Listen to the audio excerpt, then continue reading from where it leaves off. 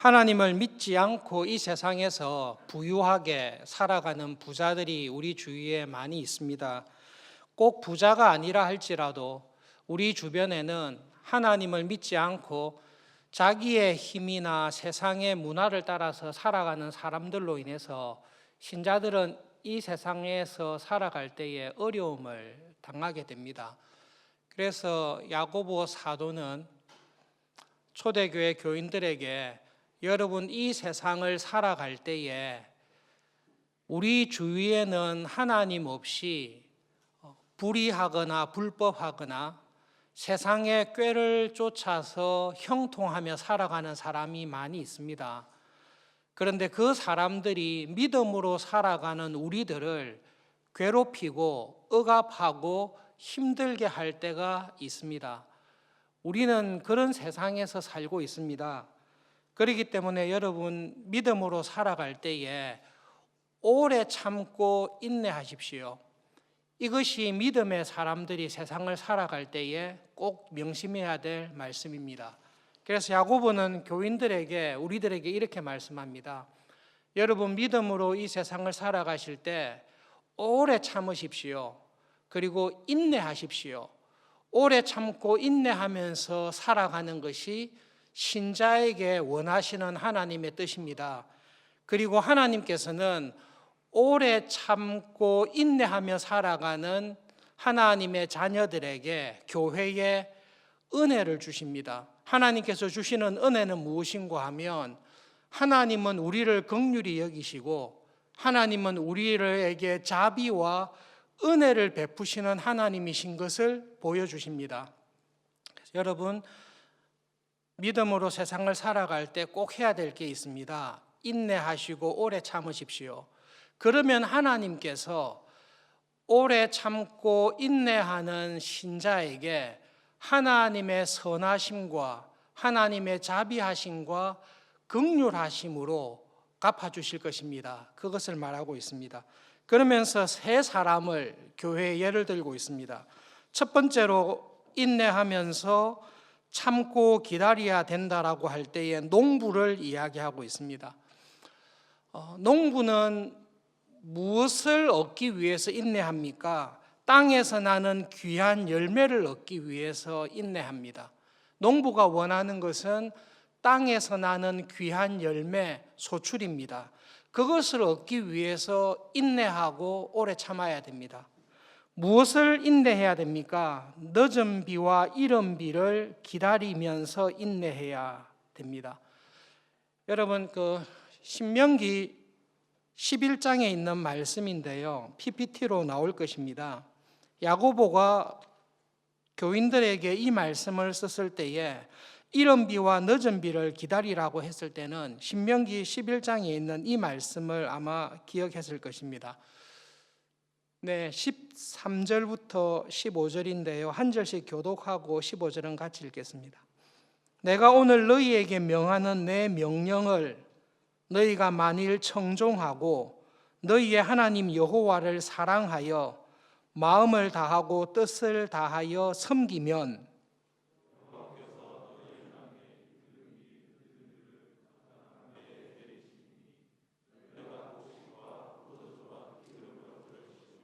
함께 읽겠습니다. 또 가축을 위하여 들에 풀이 나게 하시리니 내가 먹고 배부를 것이라. 이른 비와 늦은 비를 봄비와 가을비를 적당할 때에 주겠다라고 약속하신 분은 하나님이십니다. 그런데 하나님께서는 이른 비와 늦은 비를 누구에게 주겠다라고 13절에 약속하십니까? 하나님의 명령을 청종하고 하나님을 사랑하고 마음과 뜻을 다하여 지키며 순종하는 하나님의 백성들에게 하나님은 이른 비와 늦은 비를 반드시 주겠다라고 약속합니다. 농부는 인내하고 오래 참습니다. 무엇을 오래 참고 기다립니까? 이른 비와 늦은 비를 기다립니다. 그런데 이른 비와 늦은 비가 온다는 보장은 어디에 있습니까? 하나님께 있습니다. 신명기에서 이야기하고 있는 것은 오래 참으라라는 말이 아니라 여러분 성경에서 강조를 두고 있는 것은 저 사람은 참 오래 참는 사람이다. 저 사람은 성품이 온유한 사람이다, 그걸 강조하는 게 아니라 그 사람이 오래 참는 이유가 무엇인가 하면 하나님의 약속에 있습니다. 믿음으로 살아가는 자에게 하나님께서 일용할 양식을 주겠다라고 약속을 하셨습니다. 그 하나님의 약속은 이른 비와 늦은 비로 나타납니다. 믿음으로 이 세상을 살아갈 때에, 하나님의 말씀에 순종하면서 살아갈 때에 하나님께서 나에게 필요한 것을 채워주십니다. 비가 안 올 것 같습니다. 비 올 확률이 전혀 없습니다. 그런데 농부는 비가 올 것이라는 것을 믿습니다. 왜냐하면 이른 비와 늦은 비를 주겠다라고 약속하신 분이 하나님이시기 때문에 그렇습니다. 야고보가 지금 우리에게 하는 말은 여러분 오래 참는 사람이 되십시오, 그걸 말하는 게 아니라 여러분 하나님을 믿는 사람이 되십시오. 하나님께서 교회에 하신 말씀을 하나님은 반드시 지키는 분입니다. 하나님께서 이른 비와 늦은 비를, 하나님을 사랑하고 그 말씀에 순종하며 살아가는 자에게는 반드시 이른 비와 늦은 비를 주겠다라고 약속하신 하나님이십니다. 그 하나님을 믿으시면 그 하나님께서 적당한 때에 이른 비와 늦은 비를 주실 것을 믿고 인내하십시오. 하나님은 반드시 하신 말씀을 지키실 분입니다. 그 마음에서 야고보는 교인들에게, 우리에게 인내하라고 말씀하고 있습니다. 지금 야고보의 설교를 듣고 있는 예루살렘 교회의 교인들, 초대교회 교인들은 악한 부자들, 권력자들에 의하여 핍박을 받고 있는 사람들입니다. 여러분 인내하십시오. 왜 인내하는고 하면 예수님께서 곧 오십니다. 예수님께서 금방 오실 것입니다. 예수님께서 문 밖에 서서 재림하러 오시고 계십니다. 그러니 그 예수님을 생각하시면서 세상의 욕심, 하나님의 말씀을 어기고 세상에서 형통하며 살아가는 부자들을 부러워하지 말고, 그런 부자들이 핍박하고 환난을 줄 때에도 믿음에서 떨어지지 말고 믿음에 굳게 서서 인내하십시오. 왜냐하면 하나님은 그렇게 믿음으로 살아가는 사람에게 이른 비와 늦은 비를 주신다고 했습니다. 그리고 특별히 우리는 더 인내해야 됩니다. 왜냐하면 이렇게 믿음으로 살아가는 우리의 삶을 심판하실 예수님의 재림이 분명히 있기 때문입니다. 예수님의 재림이 지금 가까이 와 있습니다. 그러므로 믿음으로 살아가시고 믿음 안에서 인내하십시오. 야고보를 쓴 예수님의 동생인 야고보는 예수님의 부활을 직접 목격한 사람입니다. 자기 형님이 십자가에 죽는 것도 봤고, 십자가에 죽었던 형님이 부활해서 이분이 형님이 아니라 육신으로는 형님이지만 이분이 하나님의 아들이었다라는 것을 경험한 사람입니다. 그리고 사도행전에 의하면 예수님께서 성천하실 때에 형님이신 예수님께서 성천하는 모습을 직접 보았던 사람이 야고보입니다. 야고보는 형님이었던, 하나님의 아들이었던 예수님의 말씀을 들었습니다. 내가 하늘로 올라가는 이 모습 그대로 내가 이 세상에 다시 올 것이다. 다시 와서 믿음으로 살아가는 자들에게는 은혜와 상급으로 갚을 것이고, 세상의 욕심을 따라 자기 마음대로 살았던 사람들에게는 하나님의 진노와 영원한 형벌로 심판하실 거라는 예수님의 약속을 들었습니다. 야고보는 자기 눈으로 성천했던 예수님께서 반드시 다시 오셔서 믿음으로 살아가고 있는 교회를 은혜로 갚아주시고, 세상의 욕심을 따라 살아가고 있는 세상을 영원한 형벌로 심판하실 것을 믿습니다. 그래서 교인들에게 이렇게 이야기하는 것입니다. 여러분 악한 부자들을 부러워하지 마십시오. 그들로 인하여 이 세상 살아가는 것이 힘들고 괴로울 때에 흔들리지 마십시오. 왜냐하면 하나님께서는 말씀하신 대로 반드시 갚으시는 분입니다. 하나님께서 이른 비와 늦은 비를 주겠다라고 하면 반드시 주시는 분입니다. 내가 다시 돌아와서 산자와 죽은 자들을 심판할 때에 믿음이 있다고 하지만 열매를 맺지 아니하는 죽정이와 같은 교인들, 참 믿음을 가지고 하나님의 말씀에 합당한 열매를 맺은 교인들을 양과 염소로 구별하고 믿음 안에 굳게 서서 믿음의 열매를 맺었던 자들을 영원한 하나님의 나라로 들이며 그들이 남긴 5달란트에 대해서 5고를 맡기는 권세로 상급으로 갚아줄 것이다. 주님께서는 그렇게 말씀하셨습니다. 그러므로 여러분 농부를 보십시오. 믿음의 농부는 참고 기다립니다. 하나님께서 이른 비와 늦은 비를 적당한 때에 줄 것이라고 약속하신 것을 믿고 참고 기다립니다. 마찬가지로 우리도 이 세상을 살아갈 때에 믿음으로 살아갈 때에 인내하십시오. 내가 믿음으로 견디는 것이 아무런 보상이 없는 것처럼 보입니다. 믿음으로 살아가는 것이 어리석게 보이고 세상에서 손해를 보는 것처럼 보입니다. 그러나 여러분, 하나님의 신실하심을 믿는다면, 예수님의 재림을 확실히 믿는다면 인내하십시오. 믿음의 자리에서 절대로 떨어지지 마십시오. 믿음의 열매를 맺기 위해서 오래 참고 기다리십시오. 그러면 하나님께서 반드시 은혜로 갚아주실 것입니다. 두 번째로 야고보는 교회를 향해서 여러분 인내하십시오. 선지자들의 고난을 보면서 인내하십시오. 여러분, 선지자들이 이 세상 살아갈 때에 많은 고난과 고초를 당했습니다.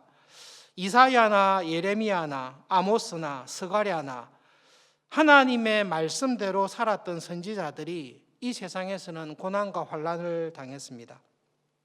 우리가 잘 아는 전설입니다마는 이사야는 하나님의 말씀으로 주의 이름으로 예언을 하다가 톱에 켜여서 톱에 몸이 잘려서 죽었다라고 우리는 알고 있습니다. 예레미야도 주의 이름으로 10절의 말씀대로 주의 이름으로 하나님의 말씀을 신실하게 전했습니다. 그러나 예레미야는 예루살렘이 망할 때에 망하고 난 다음에 불순종하는 백성들에게 잡혀서 이집트로 내려갔을 때에 그곳에서 또 고난을 당하고 죽었다라는 것을 알 수 있습니다. 선지자들이 고난당하는 이유가 무엇입니까? 주의 이름으로 말을 했기 때문에 고난을 당했습니다. 10절의 말씀대로 형제들아, 주의 이름으로 말했던 선지자들, 하나님의 말씀을 전하고 그 말씀으로 살았던 선지자들이 고난당한 것을 기억하십시오. 그러나 그 선지자들은 그 모든 환난과 고난 중에서도 오래 참았습니다. 왜 오래 참았습니까? 하나님을 믿는 믿음 안에서 살았기 때문에 그렇습니다.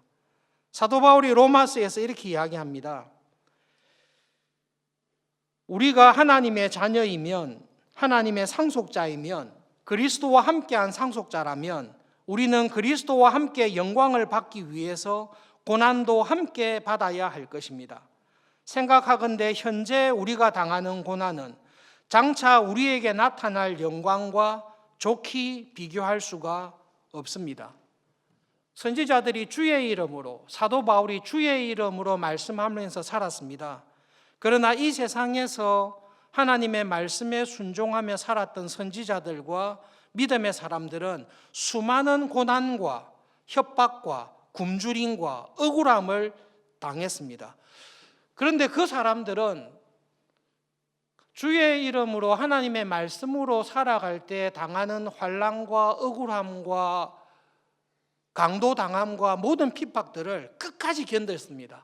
왜 견뎠습니까? 하나님이 계신다라는 것을 믿었기 때문입니다. 하나님께서 계셔서 내 삶을 마치고 난 다음에 내가 믿음으로 순종하며 열매 맺는 삶을 살았는지, 믿음으로 산다고 하면서도 실상은 세상의 욕심에 따라서 살았는지 하나님께서 마지막 날 심판 때에 딱 심판하시고 은혜로 갚아주신다라는 것을 사도 바울은, 선지자들은 확실하게 믿었습니다. 어떤 확신이 있는가 하면 내가 지금, 우리들이 지금 주님의 말씀으로 살다가 당하는 고난은 장차 하나님께서 갚아줄 하나님 나라의 상급과 영광과 비교할 때에 비교가 안 됩니다. 저는 이런 하나님이 살아계시는 것을 정말로 믿습니다. 그러므로 지금 나에게 있는 믿음으로 살아갈 때 오는 고난과 역경과 억울함과 환난은 나에게 아무런 문제가 되지 않습니다. 왜냐하면 내가 지금 당하는 이 어려움과 비교할 수 없는 은혜로 갚아주시는 하나님이 살아계시고 그 주님께서 재림하셔서 나의 삶을 판단하실 것이기 때문입니다. 그러므로 오래 참는 것은 우리에게 기쁨이 됩니다. 그래서 야고보가 하는 말이 있습니다. 여러분, 오래 참고 인내하고 기다리십시오. 그러면 어떤 것을 알게 되는가 하면 11절에 하나님은 가장 자비하시고 하나님은 긍휼히 여기시는 하나님이심을 오래 참는 사람은 반드시 경험하게 될 것입니다.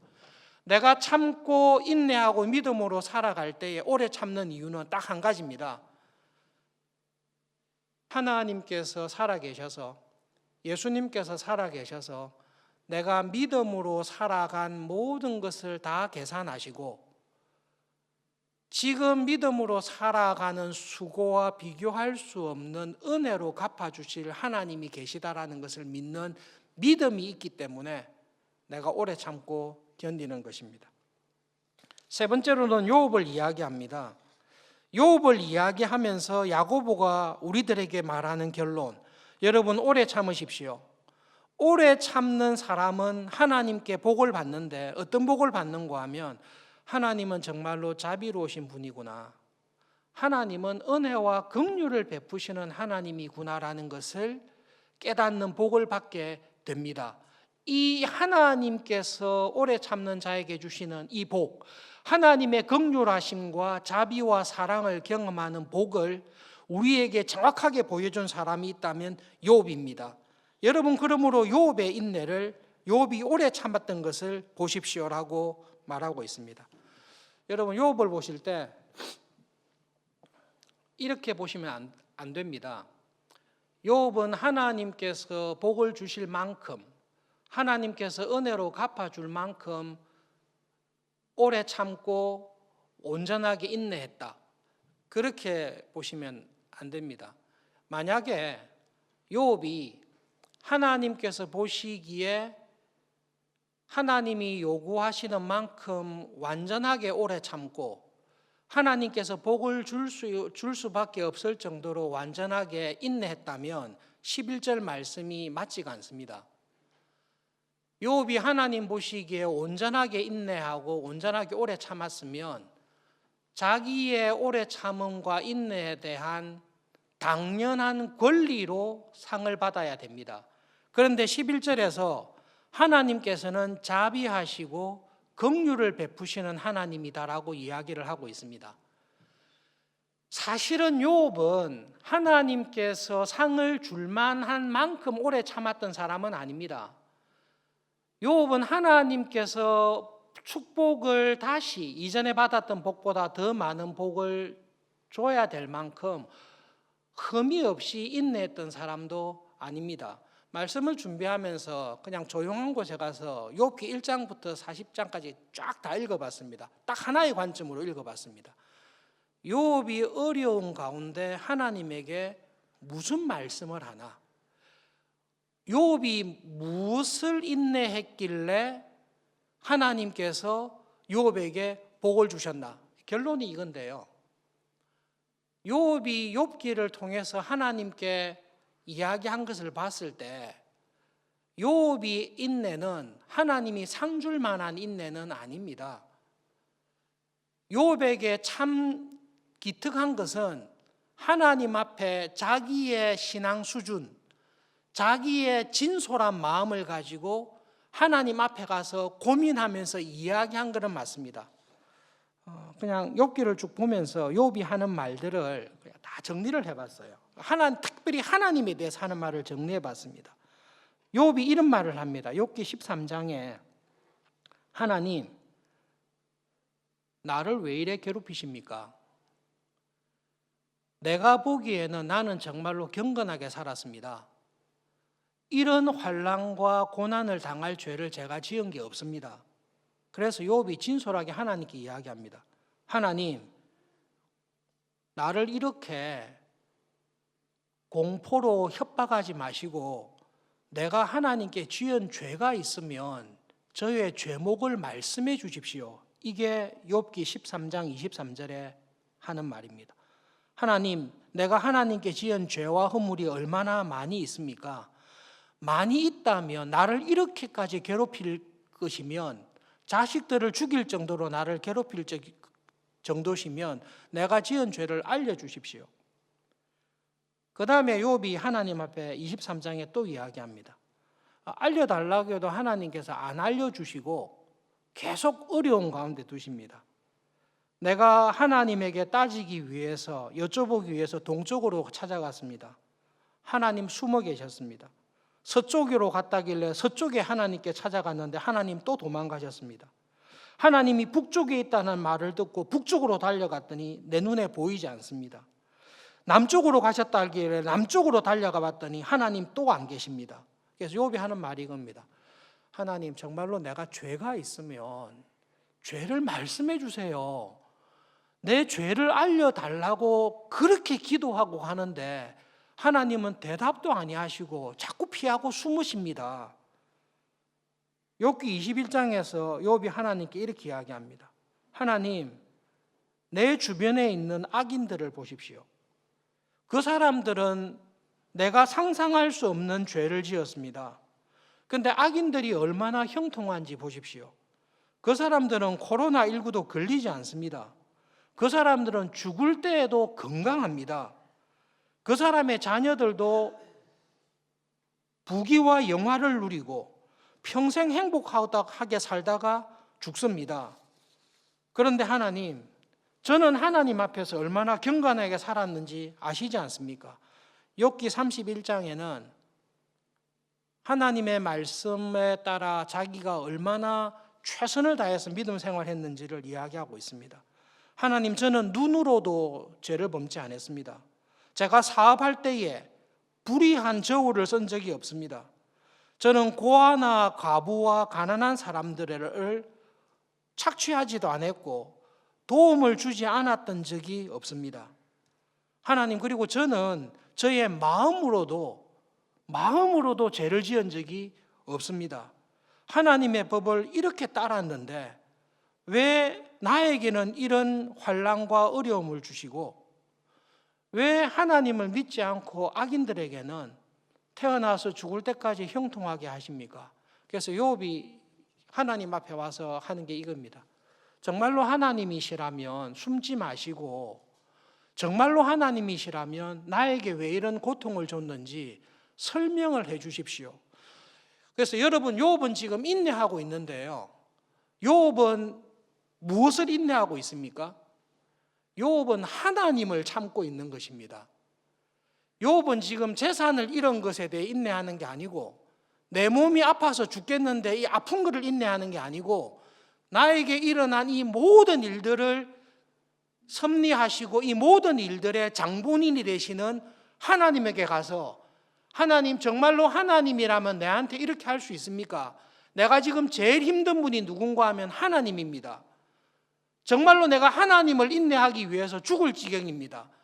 내가 아는 하나님이 아닙니다. 지금 내가 경험하고 있는 하나님은 내가 믿었던 하나님, 내가 성경에서 배웠던 하나님, 내 머릿속에 있는 하나님이 아닙니다.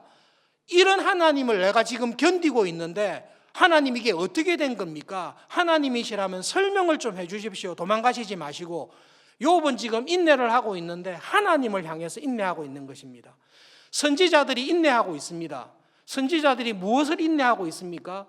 주의 이름으로 살아가고 있는 우리에게 왜 이런 고난과 어려움을 주고 있습니까? 라고 하나님에 대해서 인내하고 있는 것입니다.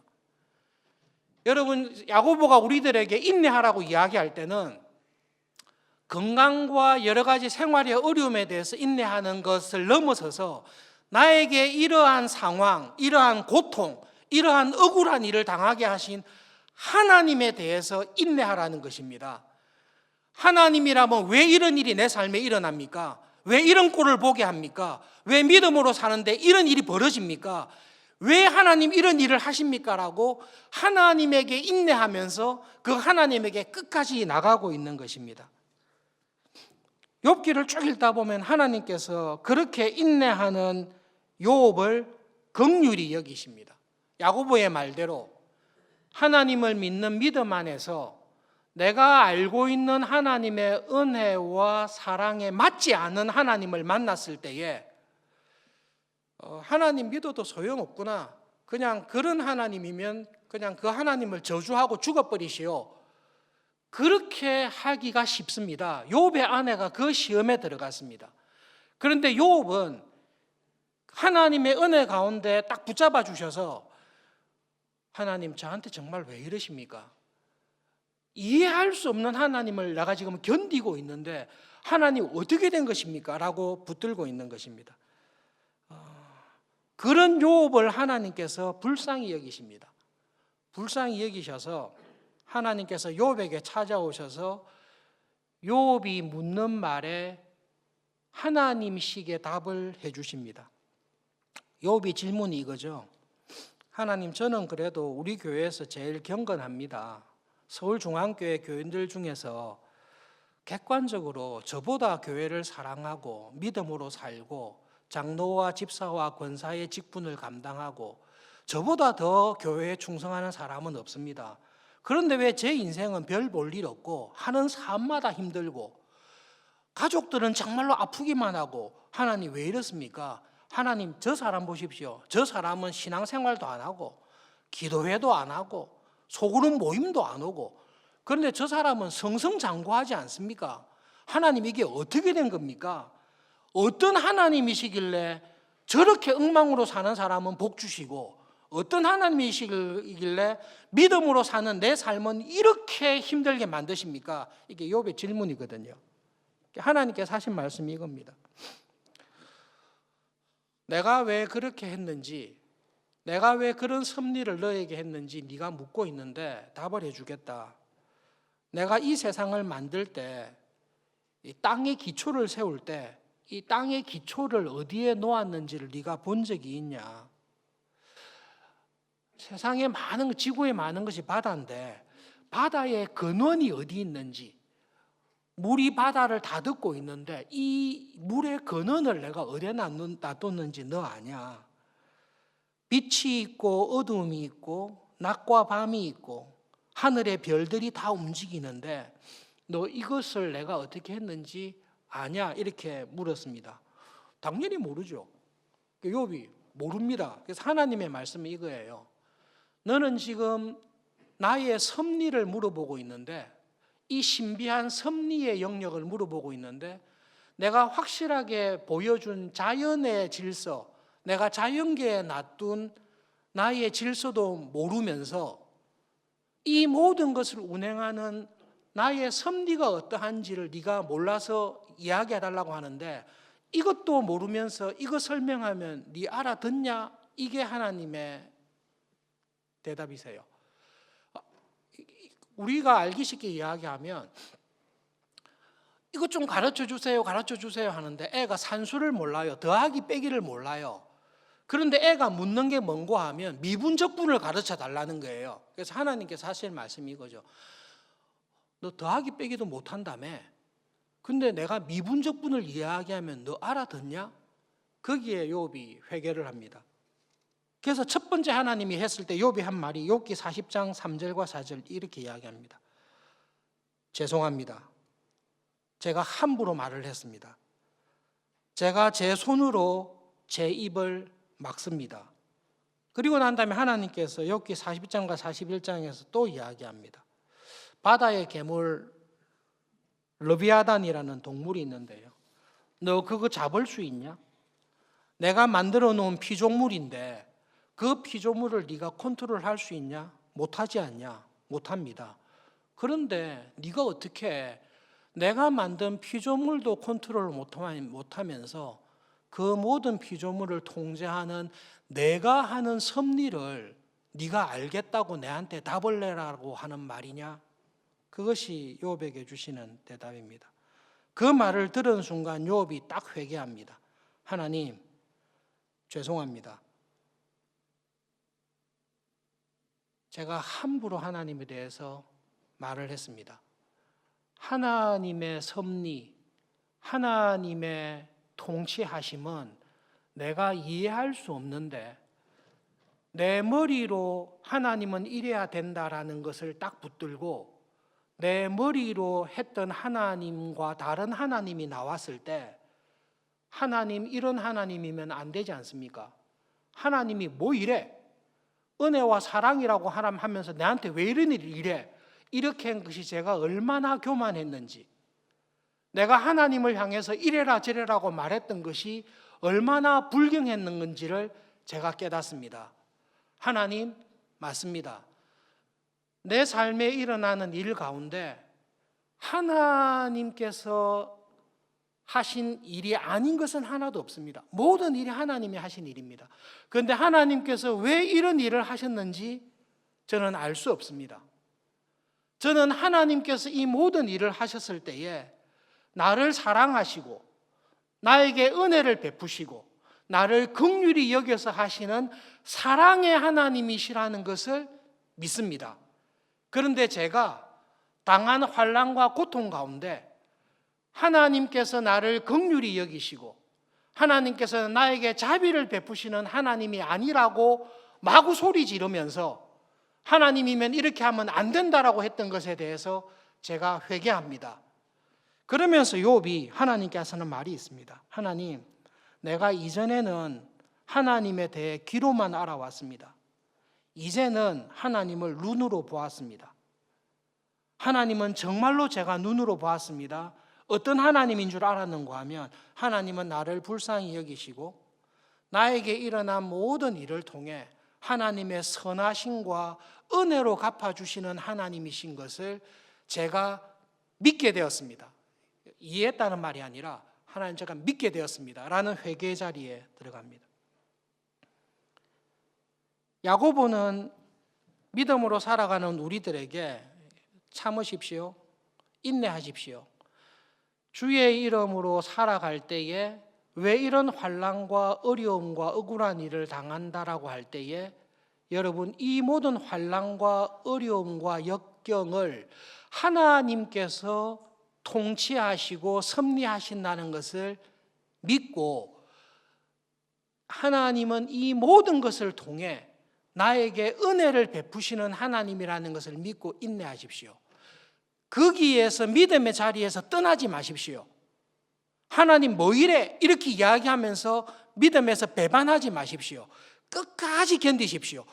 죽어야 될 일이 있다면 죽음까지도 무서워하지 마시고 끝까지 견디십시오. 왜냐하면 주님께서 바로 문 밖에 계십니다. 우리의 삶을 내가 믿음으로 살아간 것을 심판하시고 지금 받는 고난과 비교할 수 없는 은혜로 갚아주실 주님께서 내 문 밖에 계시고 곧 재림하셔서 은혜로 갚아주실 것을 믿고 인내하십시오. 그래서 왜 인내하죠? 하나님이 계셔서 그렇습니다. 하나님 없이 부유하고 형통하게 살아갔다는 사람들로 인해서 실족하지 마십시오. 인내하십시오. 그리고 믿음의 열매를 맺기 위해서 최선을 다하십시오. 왜냐하면 하나님은 다 갚아주십니다. 그러므로 인내하십시오. 욥기를 읽으면서 야고보서와 관련해서 굉장히 인상적인 말씀이 하나님께서 욥의 친구들에게 하신 말씀입니다. 여러분, 욥기 42장 7절 말씀인데요, 영상에 있는데 이거 한번 같이 읽어 보겠습니다. 욥기 42장 7절 함께 읽겠습니다. 여호와께서 욥에게 이 말씀을 하신 후에 여호와께서 대만 사람 엘리바스에게 이르되 내가 너와 내 두 친구에게 노하나니 이는 너희가 나를 가리켜 말한 것이 내 종 욥의 말같이 옳지 못함이니라. 여러분 7절 자세히 보십시오. 하나님께서 욥에게 찾아왔던 세 사람, 엘리바스를 비롯한 그 세 사람에게 이렇게 이야기합니다. 내가 너와 너의 두 친구에게 뭐라고 하시죠? 노한다라고 하십니다. 내가 너희 두 사람에게 대해서 내가 화가 났다라고 말씀하십니다. 왜 화가 나셨습니까? 너희들이 나를 가리켜 말한 것이 틀렸다라는 것입니다. 우리는 생각할 때에 욥이 하도 고집부리니까 이 친구가 와서 하나님의 말씀을, 하나님이 어떤 분인지를 열심히 전했지만 욥이 안 들었다. 그래서 하나님이 답을 줬다라고 하는데 하나님께서 뜻밖에도 욥의 친구 세 사람에게 이렇게 이야기합니다. 아마 인간적으로 설득하기 위해서 수고했다. 수고했지만 안 됐으니까 내가 답을 주겠다. 이렇게 한 게 아니라 세 명의 친구를 딱 불러놓고 이야기하세요. 내가 너희들에게 대해서 화가 났다. 내가 진짜 분노한다. 왜냐하면 너희들이 고난당한 욥에게 하나님이 어떤 하나님인지를 계속 이야기했습니다. 욥기의 모든 내용이 그겁니다. 욥에게 아니야 하나님은 이런 분이야 라고 세 명의 친구가 계속 이야기합니다. 근데 하나님께서 너희들이 나에 대해서 말한 게 다 틀렸다. 나를 그런 식으로 설명하다니 내가 너무너무 화가 난다. 그러므로 너희들이 내한테 지은 죄, 그 죄를 욥에게 지은 죄, 그 죄를 욥이 중보기도를 해서 이 세 명의 친구들이 하나님에 대해서 잘못 말한 것을 용서해 주십시오라고 욥이 중보기도하지 아니하면 너희들의 죄를 용서할 수 없다 이렇게 말씀하세요.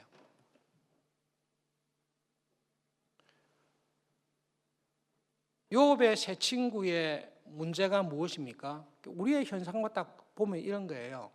욥의 세 친구들은 욥이 회개했을 때 그 죄를 가지고 있습니다. 욥도 이런 환란이 오기 전에 하나님을 머리로 알았어요. 모태신앙으로 어릴 때부터 혹은 예수님을 믿고 난 다음에 하나님에 대해 들은 게 있어요. 들은 게 있어가지고 나에게 어떤 이해하지 못하는 환란과 역경이 딱 왔습니다. 그 환란과 역경이 왔을 때 어떻게 생각하는가 하면 내가 이때까지 들은 성경 지식과 신학 지식과 교회 생활을 통해 저 사람이 저렇게, 저 교인이 저렇게 당한 것은 하나님께서 이렇게 했기 때문이다라고 딱 정리를 해 주신 것입니다. 근데 그게 맞습니까? 틀립니까? 하나님께서 세 친구에게 너희들이 욥에게 하나님은 이런 하나님이니까 너에게 이런 일이 있다라고 이야기한 것에 대해서 분노하세요. 내가 어떻게 그런 하나님이냐고. 너희들은 자신 있게 너희들의 신학과 너희들의 신앙과 너희들의 믿음을 가지고 환난과 어려움 당한 욥에게 하나님이 이런 하나님이니까 너에게 이런 일이 일어난 거야 하고 다 이야기했을 때 옆에서 듣는 하나님이 분노하신 거예요. 내가 어떻게 그런 하나님이냐고. 너희들은 너희들 머릿속에 나를 규정해 놓고 난 다음에 너희들이 머리로 만든 하나님을 자꾸 욥에게 이야기하는데 나는 그런 하나님 아니라고. 욥도 똑같은 생각을 하고 있었습니다. 환난을 당하기 전에 하나님은 이런 하나님이라고 생각했는데 전혀 다른 하나님이 지금 자기의 삶에 들어온 거예요. 그러니까 욥이 견디지를 못하는 거예요. 내가 이때까지 신앙생활하며 교회에서 배웠던 하나님하고 지금 내 삶에 등장하셔서 나를 괴롭히고 환난 가운데 두신 하나님하고는 안 맞는 거예요. 안 맞으니까 어떻게 해결할 수 있죠? 욥의 아내처럼 나는 하나님을 이런 하나님으로 알고 믿었는데 이런 하나님이 등장하다니 그 하나님을 저주하고 죽어버리시오. 이제 신앙 다 버리시오. 그렇게 할 수도 있고 욥의 친구들처럼 이렇게 해결 안 되는 하나님이 왔음에도 불구하고 내가 아는 하나님만 딱 붙들고 있습니다. 내가 알고 있는 하나님을 붙들고 있고 이 환난과 어려움 가운데 계시하시는 하나님에 대해서는 자기 신학을 가지고 내 신앙을 가지고 하나님을 자꾸 배제하는 거예요. 이래 되면 이제 바리새인이 되는 것입니다. 바리새인들은 자기의 신학과 내가 가지고 있는 신앙의 습관에 따라서 하나님을 강제하고 하나님을 강압해버리지 하나님께서 은혜로 찾아오실 때에 하나님이 저렇게 하실 수도 있나? 정말로 하나님이 이런 하나님인가라는 생각이 없는 사람이 바리새인들과 같은 신앙생활을 하는 사람들입니다. 그래서 여러분 이렇게 모태신앙은 조심하셔야 돼요. 저를 포함하여 모태신앙이 의외로 예수님이 말씀하신 길가처럼 신앙생활할 가능성이 대단히 많습니다. 어지간한 설교 다 들었어요. 어지간한 제자훈련, 두날개, 알파 코스, 여러 가지 성경 공부, 하이델베르그 공부 다 해봤어요. 그래서 내 머릿속에 하나님이 정리가 되어 있습니다. 굳이 성경을 더 볼 필요도 없습니다. 굳이 열심히 기도해야 될 필요도 없습니다. 그냥 내 머릿속에 딱 정리가 되어 있어요. 그런 욥의 친구들을 향해서 하나님께 분노하세요. 내가 그렇게 간단한 하나님이냐고. 내가 만든 피조 세계도 이해를 못하면서 내가 어떤 은혜의 하나님인지 내가 얼마나 긍휼히 여기는 하나님인지를 계속 보여주시는데 그냥 마음을 딱 닫아놓고 하나님은 A부터 Z 이런 사람 딱 정리를 해버리고 있습니다. 근데 욥은 어떻게 하죠? 인내합니다. 하나님이 보시기에 욥이 기특한 게 이때까지 경험해 보지 못한 하나님이 등장한 거예요. 내가 믿고 배웠던 교회에서 배우고 찬송하며 알았던 하나님과 전혀 다른 하나님이 어느 날 갑자기 내 삶에 들어와 가지고 이해할 수 없는 환난과 역경과 어려움 가운데 나를 몰아붙인 거예요. 그러니까 욥이 견디지를 못해서 참는데 누구를 참아요? 하나님을 참고 있는 겁니다. 하나님, 정말로 하나님이면 이럴 수 있습니까? 좀 설명을 좀 해주셔야 되지 않습니까? 하나님은 왜 자꾸 숨어 계시고 기도를 해도 응답이 없고 성경을 봐도 해석이 안 되고 왜 이런 하나님입니까를 가지고 욥이 끝까지 견딥니다. 왜 견디죠? 내가 하나님의 섭리는 다 모르지만 그래도 내가 아는 하나님은 나를 불쌍히 여기시고 나에게 은혜를 베푸시고 나에게 선하신 하나님이라는 것을 저는 믿습니다. 그런데 지금 내 삶이 이 하나님의 선하심이 이해가 안 됩니다. 하나님이 긍휼히 여기시는 하나님이라는 게 이해가 안 됩니다.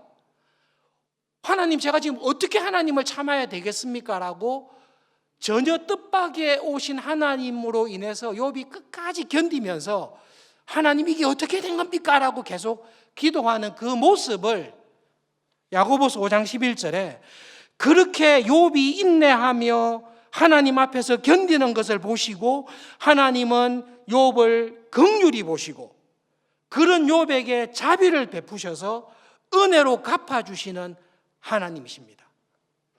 그래서 야고보가 초대교회 교인들에게 우리들에게 여러분 믿음으로 신앙생활 하실 때에 인내하십시오. 인내한다는 말은 내가 이해할 수 없는 상황에 들어갔다는 것입니다. 누가 그런 상황에 넣었어요? 하나님께서 넣으신 거죠. 제랄드 시처라는 분이 하나님의 뜻이라는 책을 쓰셔서 읽었는데요. 워싱턴 주에 신앙이 참 좋은 대학교 교수님으로 사랑하는 아내와 자녀 4명과 이렇게 살고 있었습니다. 인디안 선교를 갔다가 왔어요. 오는 길에 술을 취한 트럭이 모는 승용차에 자기 벤이 부딪혔어요. 함께 계시던 어머니, 제럴드 시처 교수의 어머니, 타고 있던 아내, 타고 있던 4명의 자녀 가운데 딸 하나, 3명이 적사했어요. 그리고 자기와 남아있는 아이들이 그 이후에 후유증을 꼭 겪습니다. 인내하는 거죠. 무엇에 대해 인내하죠? 하나님, 내가 무슨 죄를 이렇게 크게 지었습니까? 하나님, 저보다 더 신앙생활 엉망으로 하고 마음대로 살고 있는 사람 많습니다. 그런데 자녀가 4이 있는데 그 중에 아내를 교통사고로 죽여서 데려가시면 어떡합니까? 하루아침에 하루 저녁에 그렇게 큰 불행을 당하면 어떻게 합니까? 그게 욥이 당한 고통이거든요. 그래서 누구에 대해 인내하죠? 하나님에 대해서 인내하는 거예요. 하나님 정말 이럴 수 있습니까? 정말로 하나님이면 이럴 수 있습니까? 그렇게 할 때 욥의 친구들이 와서 이야기하는 거죠. 시처 교수님, N번방 보셨죠? 시처 교수님, 모르는 가운데 죄 지은 게 있죠. 이런 식으로 이야기하니까 하나님께서 분노하신 거예요. 욥의 세 친구에 대해서 하나님이 분노하신 이유가 너희들은 내가 은혜의 하나님이라는 것을 한 번이라도 경험해 본 적이 있냐? 너는 정말로 하나님이 내가 자비한 하나님이라는 것을 너 경험해 본 적이 있냐? 너는 전부 다 성경책에서 신학책에서 네가 들었던 가지고 나를 규정하고 있지 않냐고. 그게 바리새인들이거든요.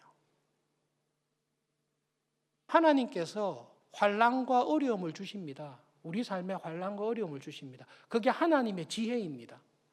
하나님께서는 사랑하는 자에게 환난과 억울함과 역경이라는 복을 주십니다. 여러분, 하나님께서 우리에게 주시는 복은 뜻밖에도 환난과 역경이라는 옷을 입고 찾아올 때가 훨씬 많습니다. 그렇게 찾아와야 하나님은 가장 자비로우신 분입니다. 하나님은 정말로 복받을 자격이 없지만, 상받을 자격이 없지만 불쌍히 여기시고 은혜로 갚아주시는 하나님이시라는 것을 우리는 그때 경험할 수 있습니다. 여러분, 지금 혹시 하나님께서 정말로 저의 삶을 돌아볼 때 하나님은 자비의 하나님이십니다. 하나님 정말로 저를 불쌍히 여기시는 하나님이십니다. 하나님은 정말로 선하신 하나님이십니다라는 것을 경험해 보신 적이 있습니까? 우리는 코로나19에 대해서 참고 있습니다만 이건 큰 어려운 건 아닙니다. 그러나 여러분의 삶을 지날 때 제랄드 시처 교수처럼 하나님께서 왜 이런 일을 허락하셨을까? 그 하나님으로 인하여 그 하나님께 인내하면서 진솔하게 동쪽에도 동서남북 사방을 찾아다니면서 하나님 왜 이렇게 하셨습니까? 이것을 통해서 하나님께서 저에게 주시는 하나님의 위로와 자비가 무엇입니까? 여러분, 그것을 경험해 보신 적이 있습니까? 나는 지금 욥처럼 살고 있습니까? 여러분, 말씀을 보시면서 야고보를 통해 하시는 하나님의 말씀을 들어보십시오. 나는 농부처럼 주의 이름으로 살았던 선지자들처럼 살고 있습니까? 나는 욥처럼 살고 있습니까? 그런 사람은 하나님 앞에 들어가 골방에 들어가 기도합니다. 잊어버리지 않습니다. 제럴드 시처 교수가 아내와 아이들과 어머니가 한순간에 죽고 난 다음에 말씀드리겠습니다만 기회 되면 하나님의 특별한 체험 가운데 이런 것들 위로를 받는데요. 그 아픔이 세월이 지나면 잊혀집니까? 한번 신학적으로 정리하면 딱 정리가 됩니까? 그거는 이 세상 살아가는 동안에 항상 같이 가는 고민입니다.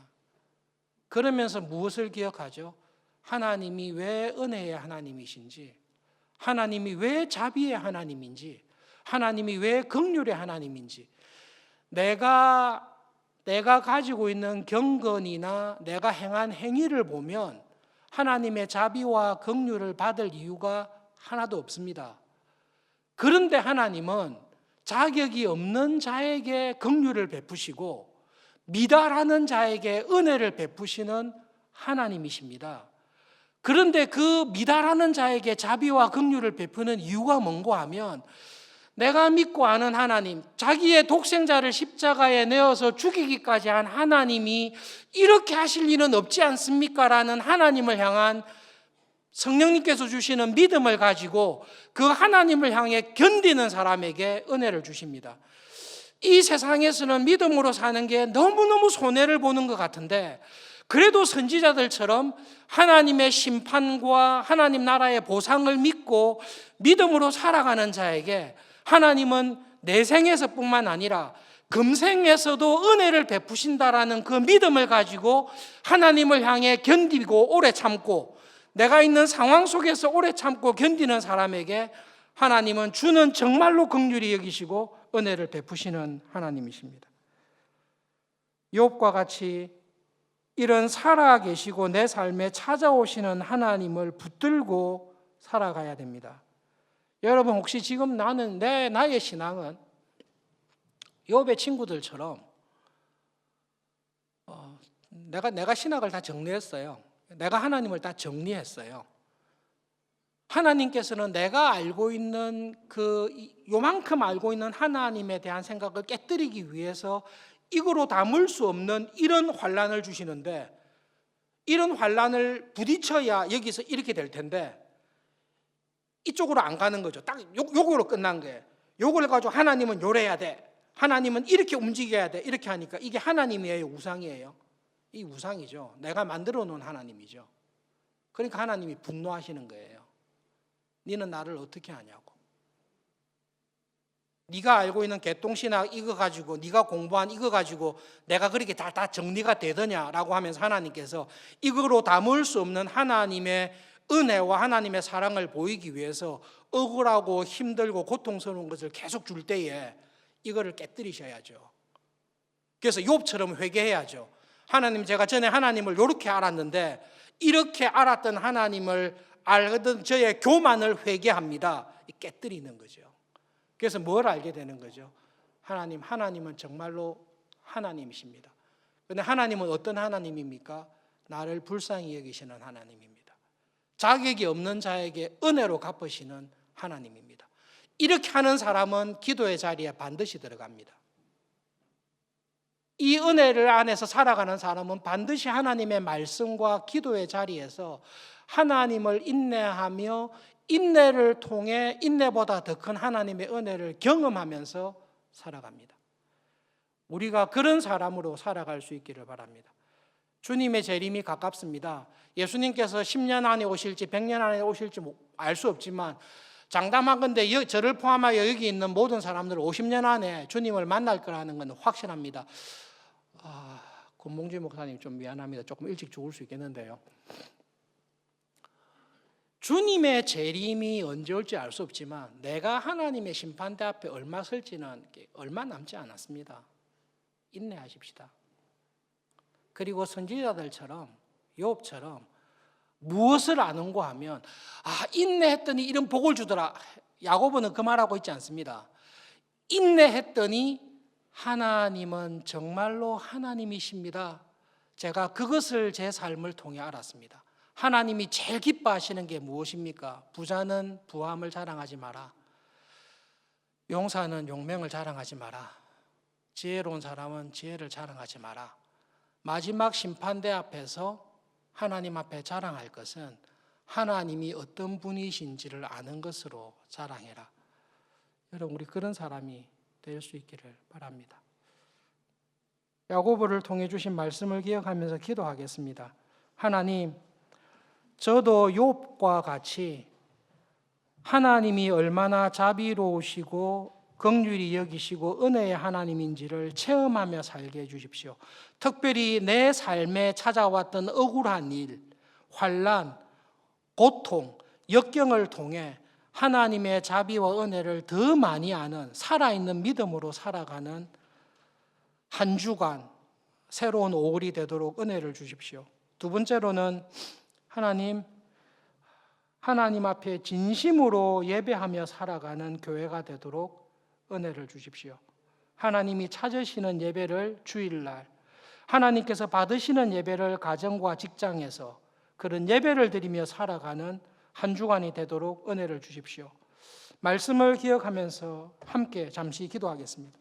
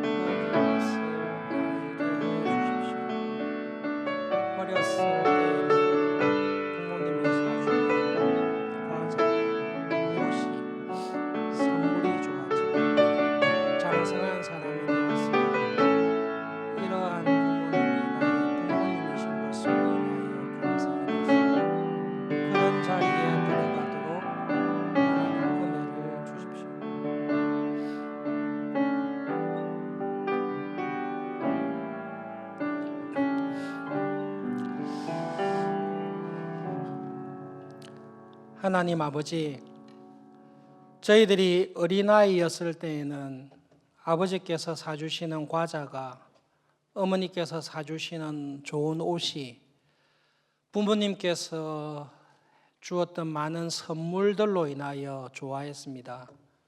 그러나 우리가 철이 들고 장성한 이후에는 부모님이 준 선물이 아니라 부모님이 계신 것으로, 이러한 아버지와 어머니가 나의 부모님인 것으로 인하여 감사하게 되듯이 하나님을 믿고 살아갈 때에 하나님께서 주셨던 반짝이는 것들, 하나님께서 주셨던 많은 축복들로 인하여 감사하기보다 하나님께서 나의 하나님이 되시고 예수님께서 내 삶의 영원한 목자가 되시는 것, 하나님 그것을 가장 즐거워하며 하나님 그 구원의 기쁨을 누리며 살아가는 신자들이 되기를 간절히 소원합니다. 하나님이 어떤 하나님이신지를 푸른 초장과 실만한 물가로 인도하셔서 알게 하시고 환난과 사망의 음침한 골짜기로 인도하셔서 경험하게 하시는 하나님 아버지, 내가 어떤 상황, 어떤 처지에 있더라도 함께 하시는 하나님의 은혜와 하나님의 긍휼과 선하심을 믿고 경험하며 살아가는 구원의 기쁨과 즐거움이 있는 우리의 삶이 되게 해 주십시오. 하나님의 심판대 앞에, 주님의 재림의 심판대 앞에 서게 되었을 때에 하나님 앞에 감사함으로 내어놓을 수 있는 믿음의 열매가 풍성한 믿음의 삶이 되도록 축복해 주시고 인도해 주십시오. 예수님의 이름으로 기도합니다. 아멘.